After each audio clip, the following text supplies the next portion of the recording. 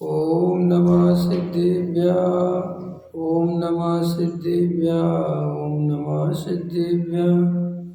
मंगलमय मंगल करन वीतराग विज्ञान नमो तारि जाते वै अरिहंतादि महान करि मंगल करि महान ग्रंथ करन के काज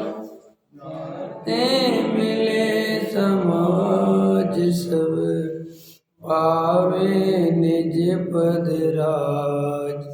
इस भव तरु का मूल ज्ञानम मिथ्या भाव ताको कर निर्मूल अब करिए मोक्ष उपाय। मोक्ष मार्ग प्रकाशक सातवां अधिकार सम्यक ज्ञान का अन्यथा स्वरूप। पृष्ठ क्रमांक आपके में जो भी हो पुराना वाला है 237। देखो क्या कहते हैं टोडामल्ली साहब। प्रथम सच्चा तत्व ज्ञान हो, वहाँ फिर पुण्य पाप के फल को संसार जाने, शुद्धोपयोग से मोक्ष माने, गुणस्थान आदि रूप जीव का व्यवहार निरूपण जाने इत्यादि ज्यों का त्यों श्रद्धान करता हुआ इनका अभ्यास करे तो सम्यक ज्ञान हो। इस सम्यक ज्ञान होने की विधि बता दी टोडामल्ली साहब ने। सम्यक ज्ञान की विधि कहो, फिर एक सम्यक दर्शन की विधि कहो और एक सम्यक चरित्र की विधि कहो। चूँकि प्रकरण सम्यक ज्ञान का है, उनने सम्यक ज्ञान डाला।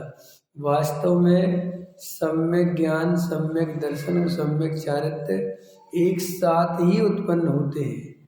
जिस जीव को सम्यक ज्ञान होता है उसको सम्यक दर्शन हो जाता है, जिस जीव को सम्यक ज्ञान होता है उसको सम्यक चारित्र्य हो जाता है। और वास्तव में पहले सम्यक ज्ञान ही होता है, सम्यक दर्शन बाद में होता है।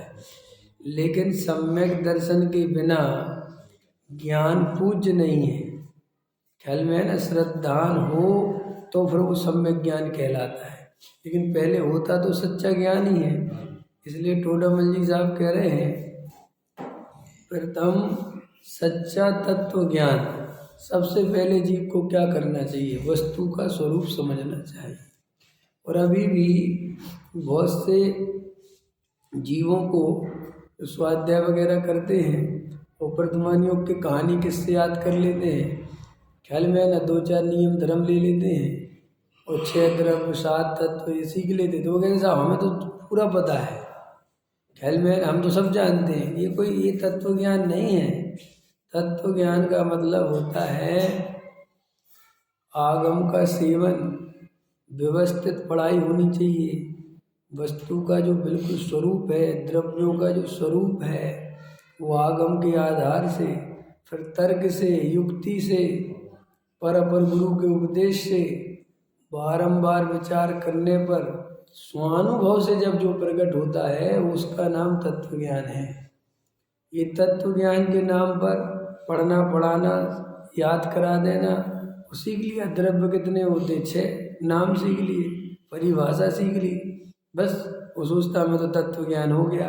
7 तत्व सीख लिए, 7 तत्वों की परिभाषा सीख ली, ही उपाधि सीख लिया और हमें तो तत्व का ज्ञान हो गया। और क्या है तत्व? अरे भाई, जो अनुभव से प्रमाणित हो वो तत्व ज्ञान है।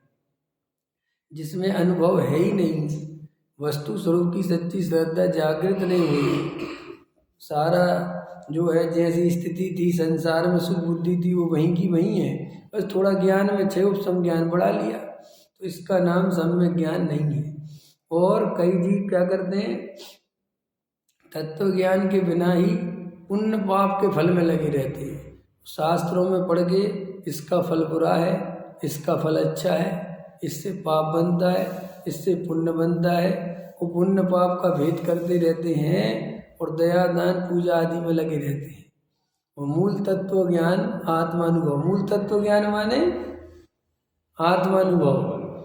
मूल तत्व ज्ञान माने समय सार पढ़ना नहीं होता है। समय सार के माध्यम से अंदर जो अशरीरी आत्मा है, जो सच्चा समय सार है, उसको पढ़ने का नाम तत्व ज्ञान है। पढ़ना माने अनुभव करना। अभी लोगों को तत्व ज्ञान के नाम पर भी बहुत भ्रांति रहती है, और समय सार पढ़ लिया तो सच्चा तत्व ज्ञान हो गया जी। हम तो सब निमित्त को कर्ता नहीं मानते, उपादान को कर्ता मानते। ख्याल में है कि नहीं है? बोलो। हम निमित्त को कर्ता मानते हैं कि उपादान को? काय को कर्ता मानते हैं अपन? हैं? निमित्त को मानते कि उपादान को? कि साहब हम बोलते हैं, ख्याल में है, उपादान को मानते निमित्त को। कि साहब क्या बात करते हो? हम तो बहुत पहले से, अरे तुम्हारे बोलने से थोड़ी होता है, यह शास्त्रों में पढ़ने से थोड़ी होता है कि पढ़ लिया निमित्त करता नहीं है, उपादान करता, सीख गए। ये कोई ऐसा थोड़ी है। अनुभव से देखो कौन करता दिखता है, तो अनुभव में जाते हैं तो निमित्त करता दिखता है। और सही बात तो पूछो तो जाने की फुर्सत भी किसी है? कौन कहाँ करता है कौन नहीं है, चूल्हे में गया जो जिसका हो। हम तो मंदिर में जाके कहते उपादान करता है, आगे हम तो मस्त रहते। तो उपादान क्यों बोलते हो? कि वहाँ उपादान पढ़ाया था तो बोलते। वो महाराज वाले कहते निमित्त के बिना कुछ नहीं होता, मोक्षु कहते उपादान के बिना, जबकि होता आत्मा के अनुभव के बिना कुछ नहीं। समझ में? असली बात तो ये है, लड़ाई झगड़े की जड़ तो ये है। वे दूसरा शास्त्र लेके प्रमाण दिखाते हैं, तुम दूसरा शास्त्र लेके प्रमाण दिखाते हो, और कोई अनुभव की बात करता नहीं, इसलिए लड़ाई झगड़ा। देखो, एक न्याय है, दो संप्रदाय के लोग लड़ रहे थे। एक संप्रदाय के लोग कहते आग ठंडी होती है, एक संप्रदाय के लोग कहते आग गर्म होती है। वो लड़ाई झगड़ा चल रहा, कोर्ट में केस चल रहा।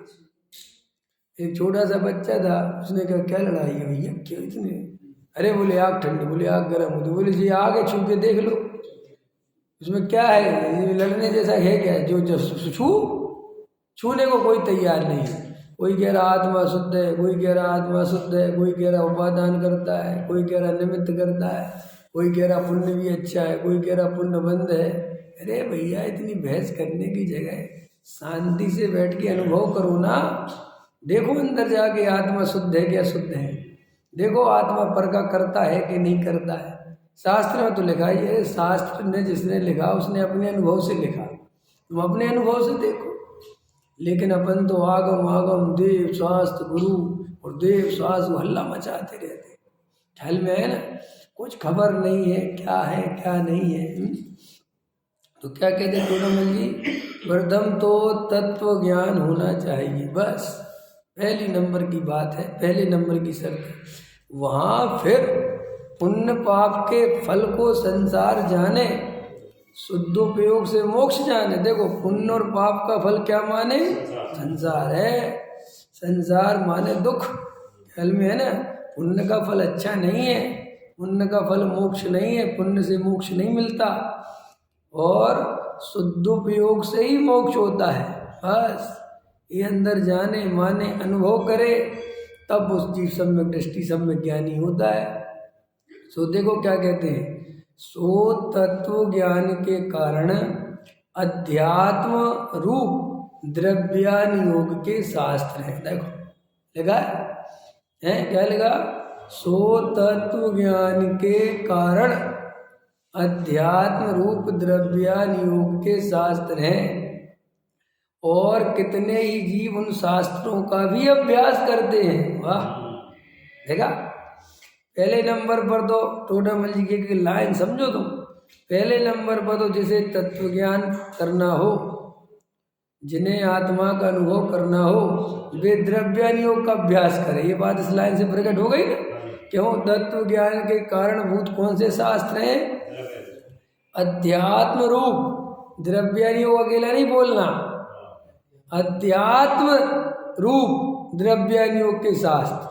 ख्याल में है? जिनमें वेद ज्ञान की चर्चा है, सो पहले नंबर पर तो तत्व ज्ञान के लिए वो करना चाहिए। ख्याल में है ना? वहाँ ध्यान देना चाहिए। अब चूंकि कई जीवों को मैं जानता हूँ, उनका समय सार में मन नहीं लगता, प्रथमान योग में मन लगता है। क्या कहा मैंने? और वे मुमुक्षु हैं, ख्याल में है ना।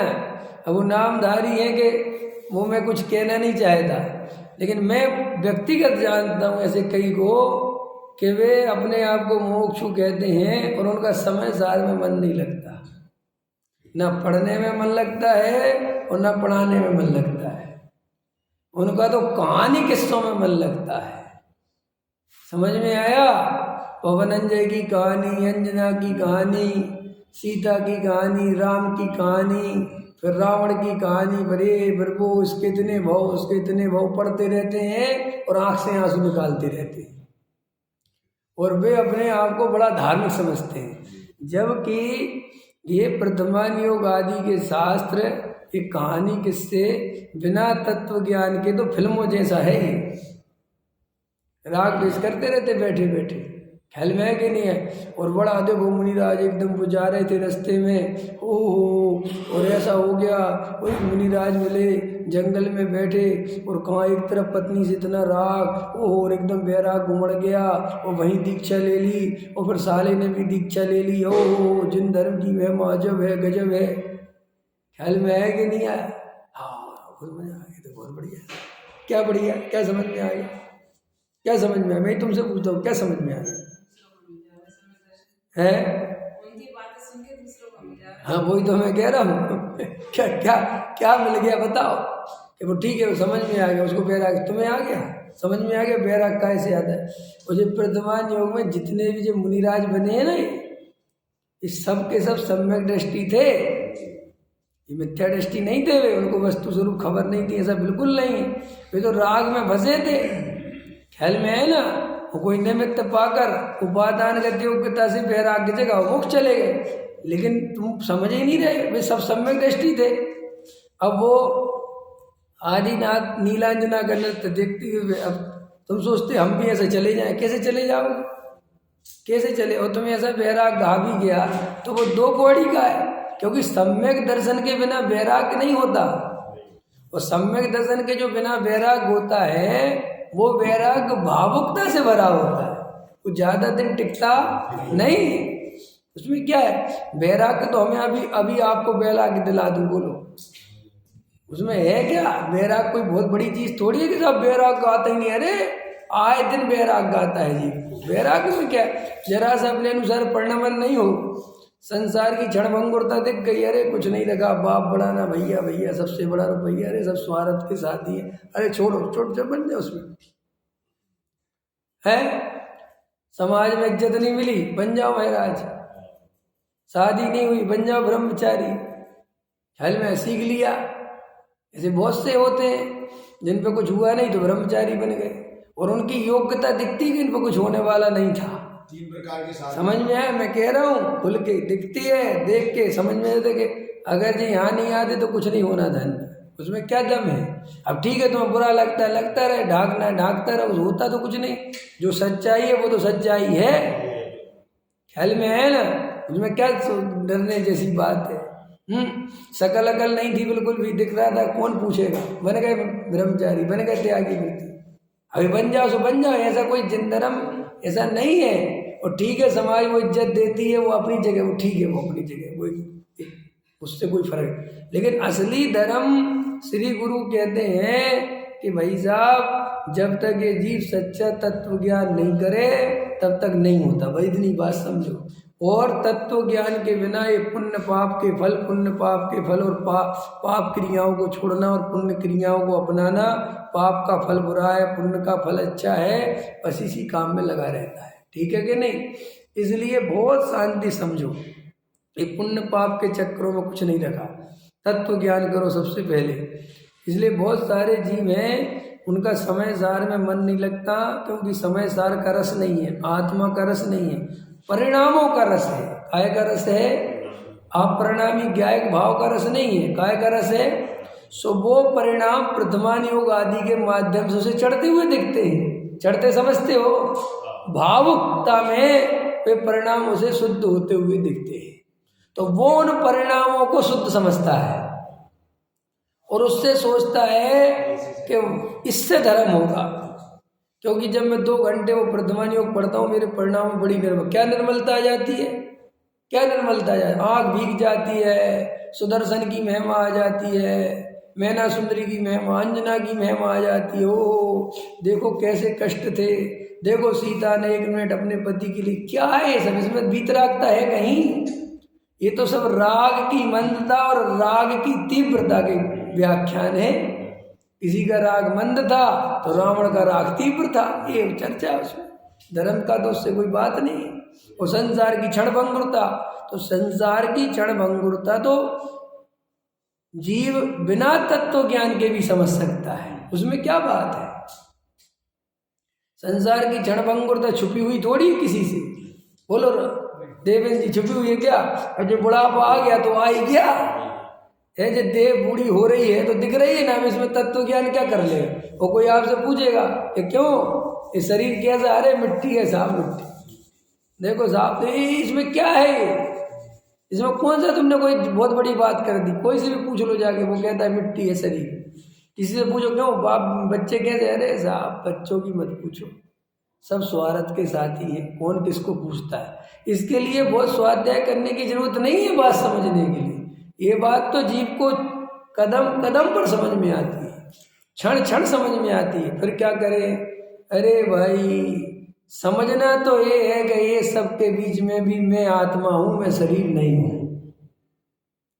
काय का स्वार्थ, काय का सगे, काय के पराये कुछ है ही नहीं तो सब द्रव्य भिन्न भिन्न है, सभी द्रव्य स्वतंत्र हैं, कोई किसी का करता धरता नहीं है। ये तो मोह में कहता हूँ मेरा बेटा, मेरा भाई, मेरा शरीर। काय का शरीर? शरीर पुद्गल द्रव्य है और उसका स्वतंत्र परिणमन हो रहा है। अब मैं इसमें क्या लेना देना। असली धर्म तो यहाँ से चालू होता है। उस शरीर से द्वेष करने से, संयोगों से द्वेष करने से, इससे कोई धर्म होता है? तो देखो क्या कहते हैं, अब बहुत अच्छे समय ना, सो तत्व ज्ञान के कारण अध्यात्म रूप द्रव्यान योग के शास्त्र हैं। बराबर हो गया। और कितने ही जीव उन शास्त्रों का भी अभ्यास करते हैं, परंतु वहाँ जैसा लिखा है वैसा निर्णय स्वयं करके आपको आप रूप, पर को पर रूप और आश्रवादी का आश्रवादी रूप श्रद्धा नहीं करते। अब ये पकड़ में आ गई। ये अब यहाँ से अब अपना कान मरोड़ रहे टोड़ा मिल जी, ये अब इधर आओ तुम। नहीं समझ में आया? क्योंकि अपन ने तो वहाँ तो छटनी कर ली, जिस हिसाब से समय सार नहीं पढ़ते तत्व हटाओ टोड़ा मिल के हटाओ कि तुम क्या हम समय सार पढ़ते, ये इधर आओ। ख्याल में तुम समय सार पढ़ते हो क्या? हम समय सार पढ़ते। अब वो टोड़ा मिल जी कह रहे हैं कि जैसा समय सार में लिखा है वैसा निर्णय नहीं करता, और वैसा निर्णय नहीं करता इसलिए समय सार पढ़ के भी मिथ्या दृष्टि रहता है। ख्याल में आया कि नहीं आया? वो कह रहे रविंद्र जी वैसा पढ़ ले, वैसा निर्णय कर ले तो काम हो जाए, तो क्यों नहीं करता? प्रश्न करो अपने आप से कि मैं क्यों नहीं करता निर्णय, मैं क्यों नहीं करता निर्णय? क्योंकि अभी हमें निर्णय की जरूरत नहीं है। हम कोई चीज का निर्णय कब तक नहीं करते? बोलो, जब तक हमें जरूरत नहीं होती हम निर्णय नहीं करते। करते हैं क्या? जब हमें जरूरत लगती, कोई कहता है अरे भाई साहब उसमें थोड़ा देख लो ना, क्या देखना, देखेंगे जब जरूरत होगी, अभी कोई जरूरत नहीं है। कोई अपना एक प्लॉट डला है खाली, कोई कहता आपको प्लॉट डला है कुछ बना लो, नहीं देखें नहीं अब प्लॉट डला है, डला रहने देना भैया कि बना लो कुछ, अरे जब जरूरत होगी तो बनाएंगे। ऐसे ही आत्मा का प्लॉट पड़ा हुआ है। समझ में आया कि नहीं आया? अब कोई कहता है कि डालो उस पर नींव डालो सम्यक दर्शन की, ख्याल में है ना, मोक्ष मार्ग का महल बनाओ, अभी जरूरत नहीं है। ख्याल में आया कि नहीं आया? कह रहे साहब आप महात्मा हो क्या? है ठीक है, अभी जब जरूरत होगी देखेंगे, पर ऐसा है अपना। ख्याल में है ना, अपने को अभी कोई जरूरत नहीं। तो फिर सुन क्यों रहे? कि सुन इसलिए रहे हैं कि सुनने की आदत है, परंपरा है, सिस्टम है। ख्याल में है ना? और आगे डर है, आगे डर है कि थोड़ा थोड़ा करेक्शन करते जाओ। संस्कार डालते जाओ। क्या पता भैया, ये तो बात पक्की है, मरना तो है ही, सब छोड़ के तो जाना ही है, तो थोड़ा थोड़ा समय साथ भी साथ में सुनते चलो। इस जन्म में तो नहीं, लेकिन अगले जन्म में तो काम आएगा ना। इस जन्म में नहीं चाहिए, कब चाहिए? अगले जन्म। तो इस जन्म में क्या चाहिए कि इस जन्म में जो चाहिए है हम उसके पीछे लगे हुए हैं, ख्याल में रात दिन लगे हुए हैं। मान चाहिए, सब नहीं, अभी मैंने शिवपुरी में बोला था, जैन समाज रोटी के लिए परेशान कभी भी नहीं हो सकता। जैन समाज का सम्यक दर्शन रोटी के कारण नहीं रुका, ख्याल में है कि नहीं आया? यहाँ जो सम्यक दर्शन रुका है वो मान सम्मान के चक्कर में रुका है।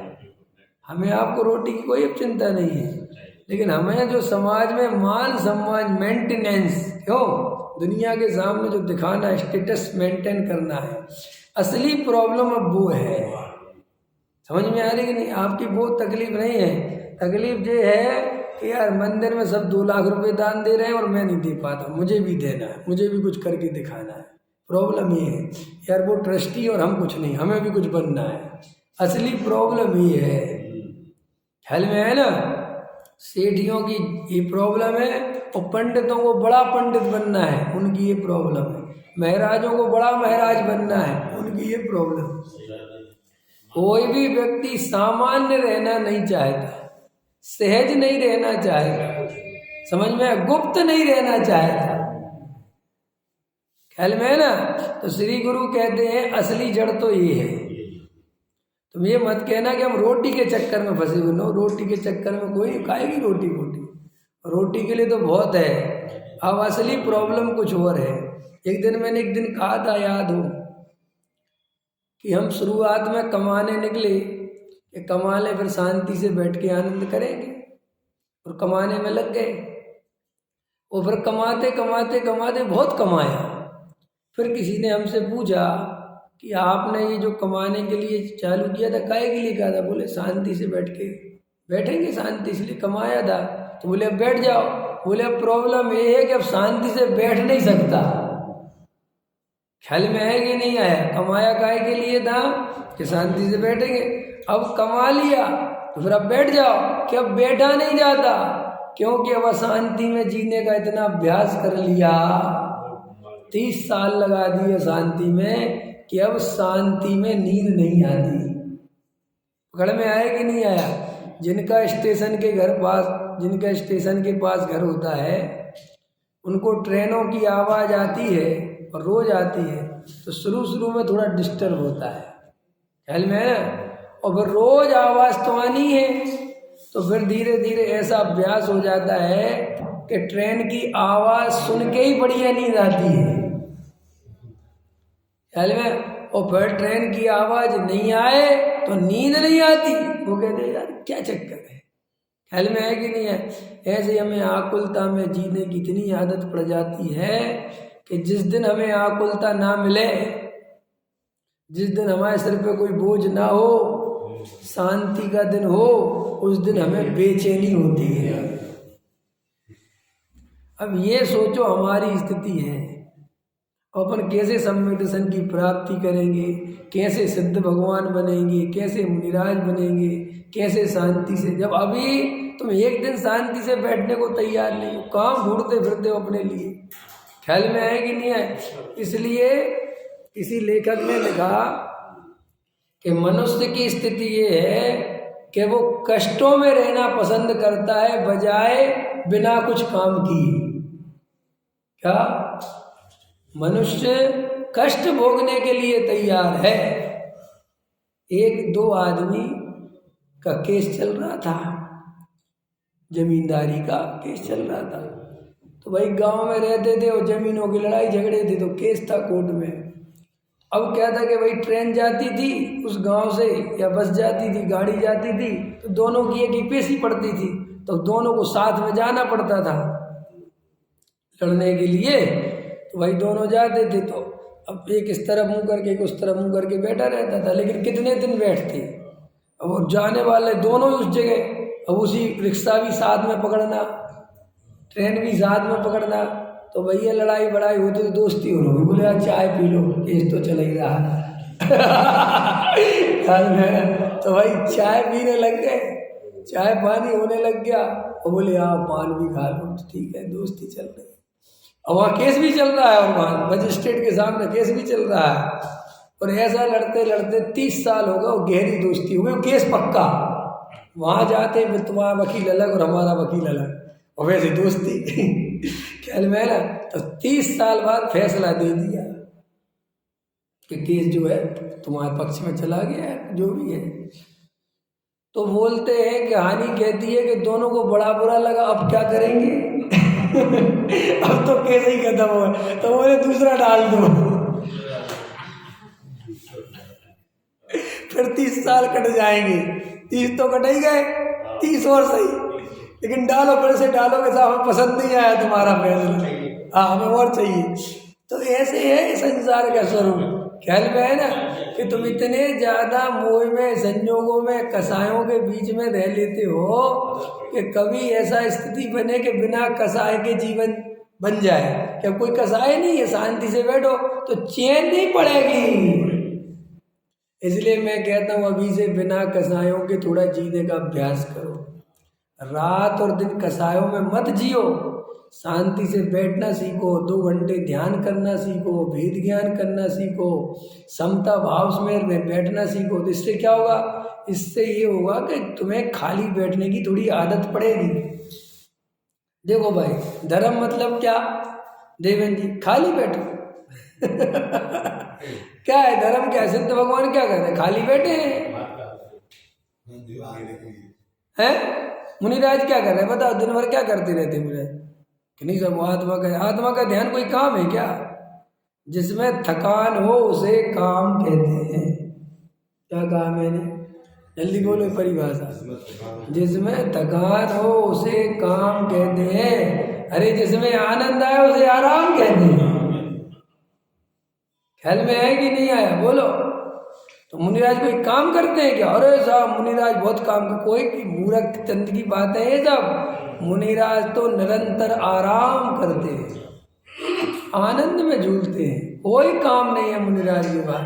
और अगर मुनिराज के पास काम हो तो फिर हम और आप क्या करेंगे? ख्याल में है ना। और सिद्ध भगवान क्या करते हैं कि लोकालोक को जानते। जानना कोई काम है? बोलो। लोकालोक को जानते कोई काम है? काम राग द्वेष को कहते हैं। राग द्वेष करें तो काम, राग द्वेष नहीं करें तो कि ये कौन है? जी बाबूजी है। कि क्या करते हैं? कि कुछ नहीं करते। बोलते हो ना, तुम्हारे घर में तुम्हारे पिताजी हो और कोई निकले और आए तो कोई कहे ये कौन है? हमारे पिताजी। क्या करते? कुछ नहीं करते। कुछ नहीं करते कि जानते देखते तो है कि ये कोई काम है? बोले काम है क्या? जानना देखना। जानना देखना कोई काम नहीं है। जानना देखना तो जीव का स्वभाव है। कहाँ सहज है? काम तो उसे कहते हैं जो जबरदस्ती करना पड़े। ड्यूटी पे जाना है, कहाँ जाना है रविंद्र जी? जागो जागो, झपटी ले रहे का बताओ कहाँ जाना? क्या छुट्टी? अच्छा लगता है आज छुट्टी है, बहुत बढ़िया। तो काम पे जाना नहीं चाहते, जबरदस्ती जाना पड़ता, उसे काम कहते हैं। ख्याल में है कि नहीं आया? श्री गुरु कहते मुनिराज तो स्वरूप में निरंतर जाना चाहते हैं। अच्छा मुनिराज चाहते कि नहीं जाना पड़े शुद्धोपयोग में? अरे ये तो रात और दिन शुद्धोपयोग ही चाहते हैं। शुद्धोपयोगी मुनिवर बस एक भावना है, बन जाए आप जैसे कुछ और न कामना है। ख्याल में है ना? जब हम छठी पढ़ते थे तभी बोलते थे स्तुति। कौन सा? शुद्धोपयोगी मुनिवर बस एक भावना। हे मुनिराज, ये देखो मुनिराज का विशेषण क्या लगे दिया? शुद्धोपयोगी मुनिवर। हे मुनिराज आप कौन हो? शुद्धोपयोगी। और मेरी एक ही इच्छा है कि बस मैं आपके साथ शुद्धोपयोगी बन जाऊं, मुनिराज नहीं। शुद्धोपयोगी बन जाऊं। तो श्री गुरु क्या कहते, सुनो, जैसा लिखा है वैसा निर्णय नहीं करता। निर्णय क्यों नहीं करता? क्योंकि उसकी कोई आवश्यकता नहीं है। और देखो क्या करते, निर्णय स्वयं करके आपको आपरूप, या आपको आपरूप कर दिया है, अपने को अपने रूप। तो अपन क्या है? आत्मा है कि शरीर? आत्मा है कि शरीर? आत्मा है। कैसा आत्मा है? जानने देखने वाला ज्ञान दर्शनमयी, इसका नाम है आप रूप। और पर रूप माने ये शरीर और शरीर से संबंधित पदार्थ, इसका नाम है पर रूप। तो आपको आप रूप और पर को पर रूप, ख्याल में आ गया? और आश्रवादिक को आश्रवादिक रूप। अब आश्रवादिक में क्या लेना? पुण्य और पाप। तो पाप के आश्रव को तो मानता है कि पाप का आश्रव हो रहा है, लेकिन पुण्य के आश्रव को आश्रव माने दुख, आश्रव माने दुख, उनको दुख रूप नहीं मानता, उनका भी सच्चा श्रद्धान नहीं करता। आश्रव आदि, आदि में अपन ने वो 7 तत्व पढ़ लिए, बंध, संबर, निर्जरा और मोक्ष भी लगा लेना। आदि रूप श्रद्धान नहीं करते, उनका सच्चा श्रद्धान नहीं करते। और सुनो क्या बोलते हैं, और देखो कैसी रूढ़मली समझा।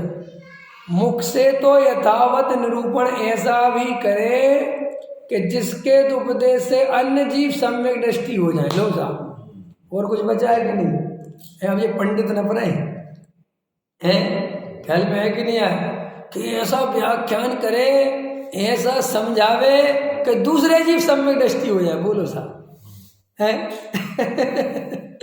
किसी में समझाने की कला होती ना, वो जो मोटिवेशन स्पीकर होते हैं, देखो क्या समझाते, बढ़िया एकदम ट्रैक होती उनकी। तो ऐसे ये किसी को तत्व स्वरूप, है ना, आत्मा और ये सब बात ऐसी समझा दे कि दूसरे जीव वो सुन के निहाल हुआ, अरे साहब गजब हो गया साहब। वो खुद निर्णय नहीं करता। देखो अब देखो, जो लोग कहते हैं मिथ्या दृष्टि का प्रवचन नहीं सुनना चाहिए, कहते ना टोडामल जी साहब ने लगा दिया कि नहीं सुनना चाहिए निकल गया कि नहीं निकल गया? वो ऐसे आपको, अरे साहब मिथ्या दृष्टियों से क्या सुनना। लेकिन मैं ये कहता हूँ, तुम्हें इस बात पे ध्यान नहीं देना चाहिए। सुनो, तुम्हें इस बात पे ध्यान नहीं देना चाहिए कि सामने वाला मिथ्या दृष्टि है कि सम्यक दृष्टि, वक्ता के बारे में। तुम्हें इस बात पे ध्यान देना चाहिए कि ये जो बता रहा है इसके बताने में सच्चाई है कि नहीं, तुम्हारा निर्णय बन रहा है कि नहीं। क्योंकि देखो टोडामल लिखा, ऐसा निरूपण करे कि औरों को सम्यक दर्शन हो जाए, माने वो खुद तो मिथ्या दृष्टि है लेकिन उसने समझाया ऐसा कि दूसरा सम्यक। तो तुम्हें तो अपने सम्यसन से मतलब है, दूसरे के सम्यसन से क्या लेना देना? ख्याल में है कि नहीं? अब आजकल दुनिया उल्टी है, ये तो निर्णय करती नहीं, बस दूसरे का निर्णय करने में लगा, और दूसरे का भी निर्णय बहुत गलत करता है। काय के आधार से करता है? क्रियाकांड के आधार से, वक्तव्य के आधार से करे ना दिनेश जी, तो भी भाई साहब मैं कह रहा हूँ 100 में से 90% काम सही हो जाए, अगर वक्तव्य के आधार से करे। क्योंकि क्रिया के आधार के करने से बहुत गलती होती है। नहीं समझ में आया? मैं कल ही कह रहा था किसी से,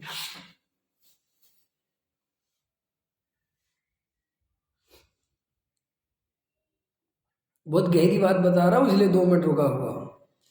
बात समझो गहराई से, जो वक्तव्य की बात आई। किसी आदमी की क्रिया के आधार से तुम निर्णय नहीं कर सकते कि सम्यक दृष्टि है कि मिथ्या दृष्टि है। एक, क्योंकि उसमें 90% चांस है, 95% चांस है, 99% चांस है कि तुम गलत हो जाओ। ठीक है, अब आगे चलो।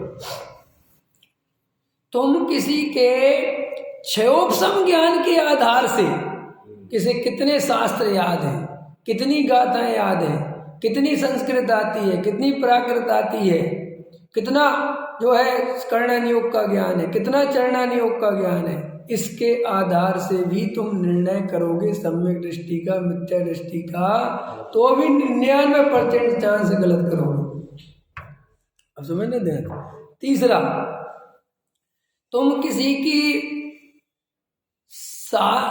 पुस्तक के आधार से, शास्त्र के आधार से निर्णय करोगे कि सम्यक दृष्टि है, मिथ्या दृष्टि है, तो भी गलती करोगे निंदा के। क्यों कि जो भी शास्त्र बुक भजन लिखे जाते हैं वो शांति से बैठकर करेक्शन कर करके लिखे जाते हैं। उसमें ऑन द स्पॉट तो बोलना नहीं है। जैसे मुझे एक भजन लिखना है तो मैंने 4 लाइन यहाँ की खोजी, 2 लाइन यहाँ की खोजी, 2 लाइन यहाँ की, वो सबको जोड़ जाड़ के बढ़िया भजन बना दिया। तो आप वो भजन पढ़ोगे तो क्या सोचोगे कि वाह क्या भजन लिखा है। पढ़ोगे कि नहीं पढ़ोगे? वो किसी किसी रचना करने की किसी किसी की स्थिति होती है कि आप वो रचनाएं पढ़ो तो आप हिल जाओ। अपने पवैया जी की रचनाएं देखो, पवैया जी से मिले हो कभी? मिला है कोई आप में से? मिले हो ना? तो आप कब मिले थे? अया तब मिले होंगे। उसके तब तो बहुत बुजुर्ग हुआ है, ख्याल में है ना? हाँ हम लोग तो उसके बहुत पहले मिले थे, ख्याल में है ना? तो जब मुझे जब पढ़ते थे हम जयपुर में, तो जब ये किसी ने कहा कि उधर गए बीना तरफ, कहाँ गए भोपाल तक, किसी ने कहा वो पवैया जी हैं। मैंने वो पवैया जी हैं जिनने लिखा है? बोले हाँ है। क्योंकि मैं तो सोचता था कि वो तो 2-3 साल से पुराने होंगे। और मैंने कहा अभी है? बोले अभी तो भागा भैया। मैंने मेरे गजब हो गया साहब, इतनी ये सब गजब लिखने वाले भी हैं। हो गया तो वैसा अनुभव नहीं हुआ जैसा सोचता था। ख्याल में है कि नहीं आया? तो भाई लिखना भी एक अलग कला है, उससे भी तुम किसी के सम्मेलन का और उसका ज़्यादा वो नहीं लगा सकते। ख्याल, क्योंकि वो सोच समझ के 10 दिन में, 15 दिन में, 50 दिन में, 100 दिन में एक लाइन लिखता हो भजन की। उदाहरण के लिए वो बढ़िया भजन बन गया, अब तो उसके आधार से मानो कि ऐसा भजन तो सम्यक दृष्टि लिख सकता है? कुछ नहीं हो सकता। कोई भी लिख सकता है। वो महामिथ्या दृष्टि लिखते एक से एक भजन, एक से एक लिखते हैं बुक। अब एक से एक बुक तो पढ़ते ही हो ना तुम, पुस्तकें तो है ही, और प्रत्यक्ष में हम जानते हैं कि स्थिति क्या है। बोलो। तो इनके आधार से जो अपन निर्णय करते हैं सब ऐसी रचना है। तो रचनाएं में क्या होता है, सोच समझ के आप रचनाएं किसी भी तरह की लिख सकते हैं। देखो वो रचना लिखने की कला होती है, उसके भी आधार तुम्हें बताता कि तुम्हें ये भ्रम ना हो। पंडित बनारसी दास जी शुरू से ही कवि थे, योग्यता से ही कवि थे। और जब वो 9 वर्ष के थे, ख्याल में है ना, तब उनने इतनी महान श्रृंगार की रचना लिखी थी कि अगर वो रचना कितनी उम्र में, 9-10 वर्ष की उम्र थी ना, उस समय लिखी थी। और अगर वो रचना कहते हैं कि जगत में आ जाती तो वे श्रृंगार के उनसे बड़ा महाकवि कोई नहीं हो सकता था। ये कितनी उम्र में लिखी थी? इसका मतलब वहां से उनमें कवित्व गुण था, रचना करने की क्षमता थी। ये वहां से प्रकट हो गया कि नहीं हो गया? समझ में आ गया क्या? और वे बनारसी दास जब इस तरफ मुड़ गए अध्यात्म की ओर, तो नाटक समय सार लिख दिया। और वो नाटक समय सार जैसे काऊ चंडाली जगल पुत जन तेनी। तो ये जो उनने रचना लिखी और जो उसमें उनने म्यूजिक, उस समय का म्यूजिक था, वो ऐसा सुनाते हैं डॉक्टर साहब कि एक समय ऐसा था कि जैसे आज के बच्चे फिल्मी गाने गाते हैं, उस समय पंडित बनारसी दास जी की रचनाएं गाया करते थे। इतना मजा आता था गाने में, ख्याल में है ना? एकदम तारतम्यता, एकदम लय, एकदम मजा, ख्याल में है ना? था वो बनारसी दास जी कला थी, बहुत बड़े कवि थे। और पंडित बनारसी दास जी अकबर के महाप्रेमी थे। अकबर बहुत प्रेम करता था बनारसी दास जी से, ख्याल में है कि नहीं है? वे आस करें अकबर की, ख्याल में है ना? जिन्हें आस नहीं है जिनवर की, जिन्हें तो भगवान को नहीं पहचानते वे अकबर की आशा करें। अकबर ने कहा एक बार कि तुम ऐसी रचना लिख के लाओ जिसमें मेरा नाम आना चाहिए। फंसाया लोगों ने, ख्याल में। अब बनारसी दास जी का पढ़ना, अब आपको मैं अभी तुम बनारसी दास जी के बारे में क्या सोचते हो?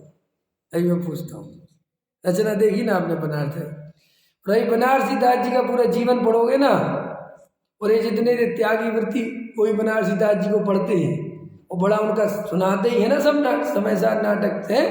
और अभी उन्हें बनारसी दास जी का मैं तुम्हें जीवन सुनाओ तो तुम्हारी आगे खड़ी हो जाएंगे। क्या बनारसी दास जी का ऐसा भी जीवन था?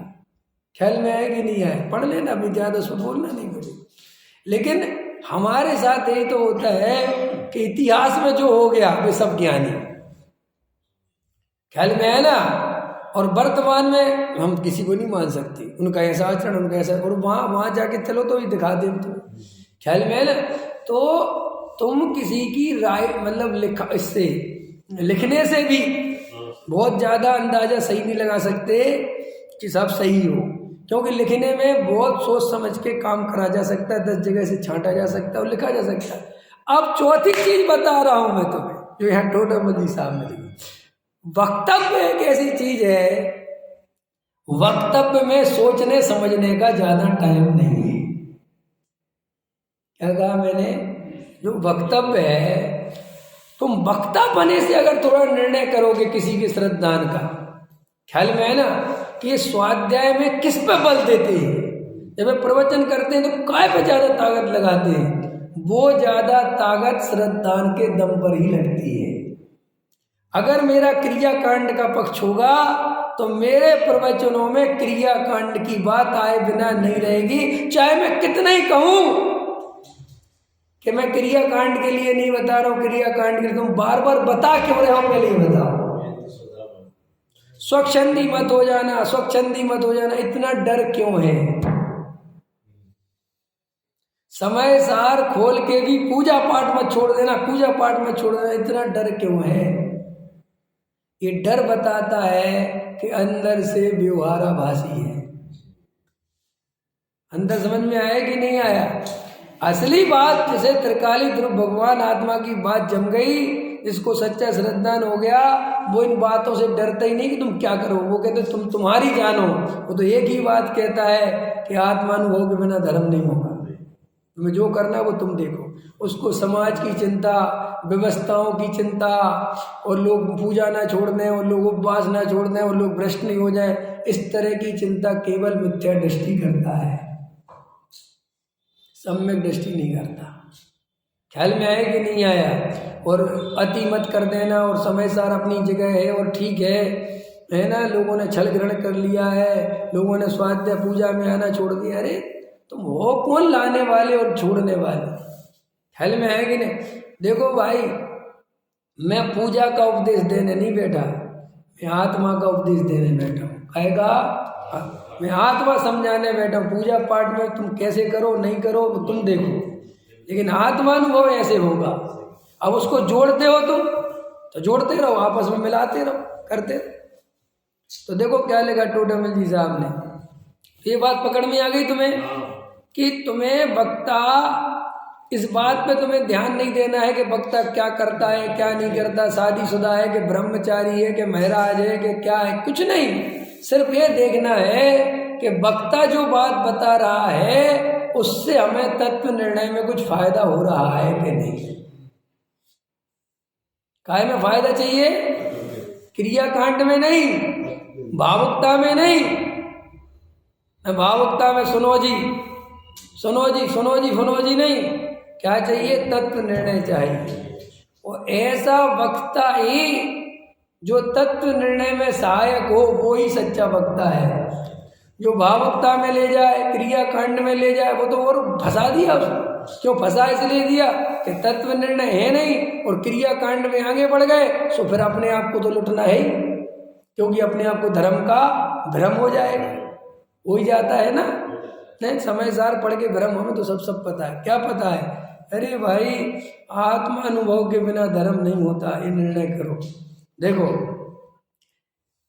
अन्य जीव सम्यक दृष्टि हो जाए, अन्य जीव क्या हो जाए? ख्याल में आया कि नहीं आया?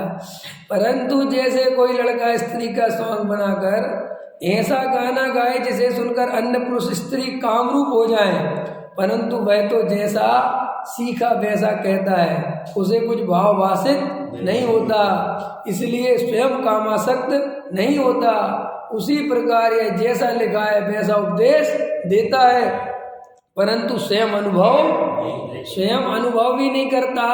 और आगे मैं थोड़े से आगे कह दूं, टोटामल जी साहब के आगे 2 बात कह दूं कि स्वयं अनुभव भी नहीं करता और दूसरों को अनुभव करने की प्रेरणा भी नहीं देता। क्यों? जब स्वयं अनुभव करे तब तो प्रेरणा दे। तो वो तो क्या करता, भाई साहब आगम में लिखा है। अपन भाई साहब जिनवाणी में जो लिखा अपन तो वो बताते हैं, हम अपने घर से कुछ भी नहीं बताए। तू बताएगा कहाँ घर से, कहाँ से बताएगा अपने घर से?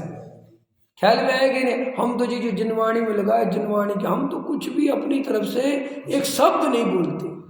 जो जिनवाणी में लिखा वो श्रोता बड़े खुश होते हैं, हाँ ये पंडित जी बहुत ही बढ़िया है।